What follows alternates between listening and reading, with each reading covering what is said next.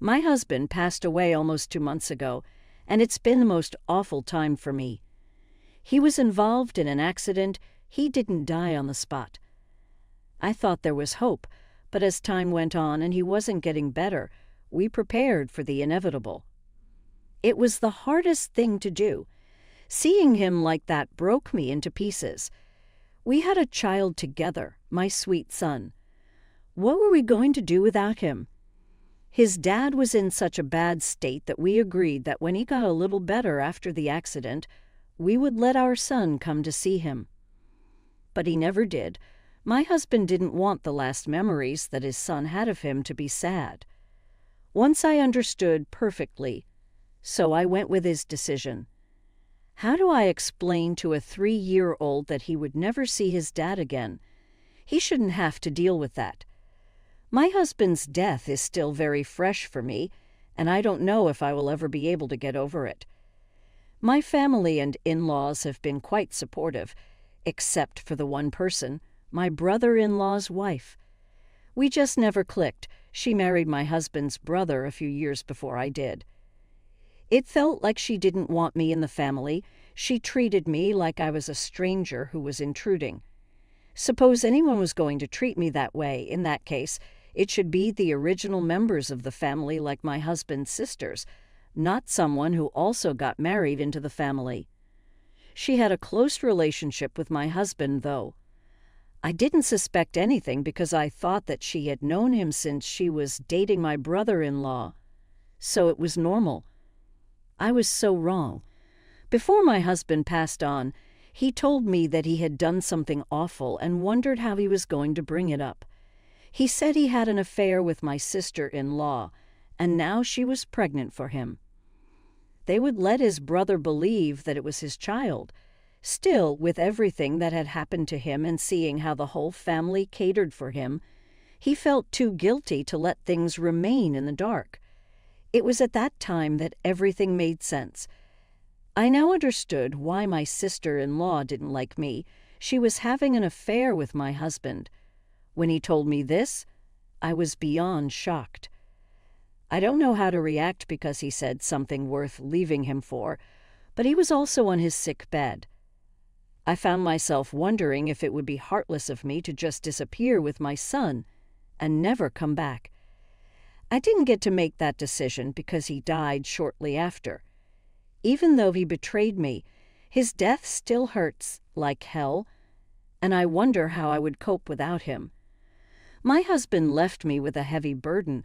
I was either going to keep his secret to protect him and his legacy, or I would tell everyone. Someday the truth will definitely come out. The saying that nothing is hidden under the sun proves to be true. I hadn't decided yet, but we had a family gathering, the first after my husband's burial. His parents had told everyone to come over to theirs. I was honestly anxious about seeing everyone, not just because I was now a widow, but also because I kept the secret. I went to my father-in-law's house, and everyone was there. They were being extra careful with me, which I thought was sweet because my husband was as important to me as he was to them. Still, they just wanted to be more sensitive towards me, all except my sister-in-law. Of course, she kept making insensitive comments, but I wasn't in her mood.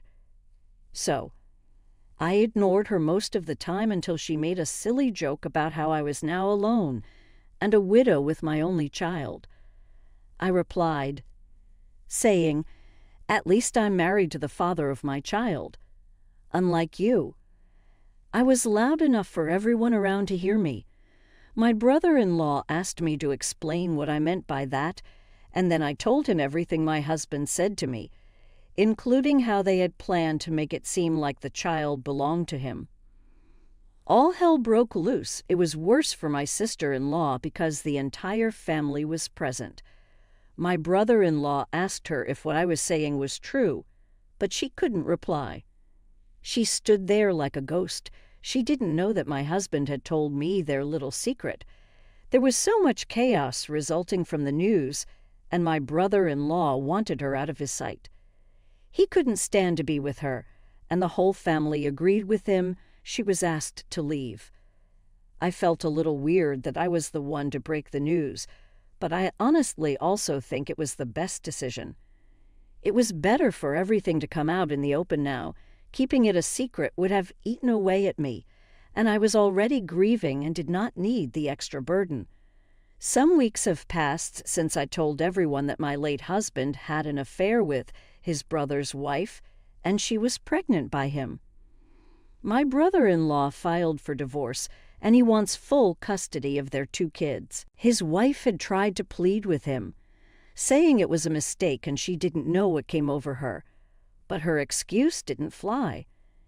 It was even worse for my brother-in-law because he couldn't express how he felt towards my husband, who was dead. My sister-in-law had taken a while to sign the papers because she was trying to convince my brother-in-law to give her a second chance. But everyone knew that it wouldn't happen. The whole family was in support of his decision to get a divorce. My sister-in-law sent me threatening messages. She cussed at me and said so many things. She was just bitter after having an affair with my husband. One would think that she would show some remorse towards me. It was like she felt entitled to our forgiveness. We were the bad people because we refused to forgive her, and we called ourselves family. She made that statement, and what got me was the irony of it all. My brother-in-law moved out of their house until they finalized the divorce. I think she was going crazy because she almost assaulted me, if not that there were a few people around. She had followed me and found the perfect spot when I was out running some errands. I immediately filed a restraining order against her. She didn't get to do anything physical, but you could tell that the way she was coming at me, that was where things were headed. I wondered how she fell so far. Her husband adored her and took care of her every need. She has been staying at home since having kids. She was actually glad and decided not to work of her own volition. I hope she was saving because after her divorce, it's going to be a hell of a ride for her. I spoke to my brother-in-law to apologize for everything. He told me that I didn't need to apologize because I was also betrayed. So I wasn't the enemy. He commended me for still staying with my husband, even when he confessed to what he had done. My brother-in-law was an emotional wreck. I thought I was emotional. But seeing him suffering the way he was so bad. 2 of the people he loved the most betrayed him. I know how much he loved his wife because I remember when I was still dating my husband. When we hung out a few times, you could see the love. She was one of the things that made him so proud because he thought he had the perfect woman. And now, that perfect woman turned out to be not so perfect after all. The divorce was finalized, and though my brother-in-law wanted full custody of his kids, he decided it wouldn't be the best decision. It was less likely that full custody would be granted by the court. My brother-in-law tries to act like he's fine when everyone is around, but deep down, I know that he's hurting. He wanted as little contact with his ex-wife as possible, usually begging his sister to do errands concerning the kids for him. If he didn't have to be there, he knew that she would. It was like he was running away from her. On one of those days, he asked me to drop the kids off with their mom because his sister wasn't available. Apart from reminding him of the restraining order, I told him he couldn't keep running away. At some point, he would have to face the reality of what happened and move on. He couldn't keep being deliberately absent from some events in his children's lives just because their mother would be there. He needed to get it together fast. She was the one who did wrong. So if anyone was to be uncomfortable, it should be her and not him. It was okay if he still loved her. You don't tell your heart to stop loving someone automatically because they hurt you.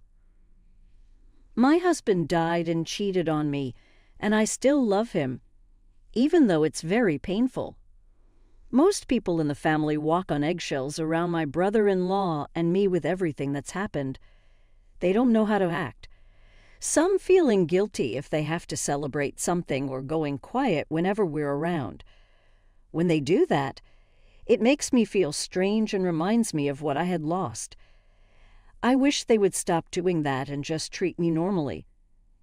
I told my mother-in-law how I felt about it, and she actually made a conscious effort to make sure I felt more comfortable. She didn't treat me any differently from anyone else, and I think the others are catching up. As for my brother-in-law and his divorce, they're getting into a routine that works so they can adequately co-parent, and I hope it works out for them. I get what your husband was trying to do, but I also feel that he was a coward who dropped the bomb on you and left you to decide what to do with the information. If he really wanted to make amends, he would have called his whole family and told them. Maybe he wanted to but didn't get the chance to before he passed on. I mean, no disrespect, and I am so sorry for your loss. Your sister-in-law deserves worse than she got. She was most likely in love with your husband. That's why she mistreated you. I wouldn't be surprised if she was the one that initiated the affair, which doesn't make your husband innocent. Though, your brother-in-law needs to get a hold of himself so he doesn't lose time with his kids. His ex is the wrong person here, so he can't let her have all the time with the kids because he doesn't want to face his ex. He may be jeopardizing his relationship with his kids without even knowing it.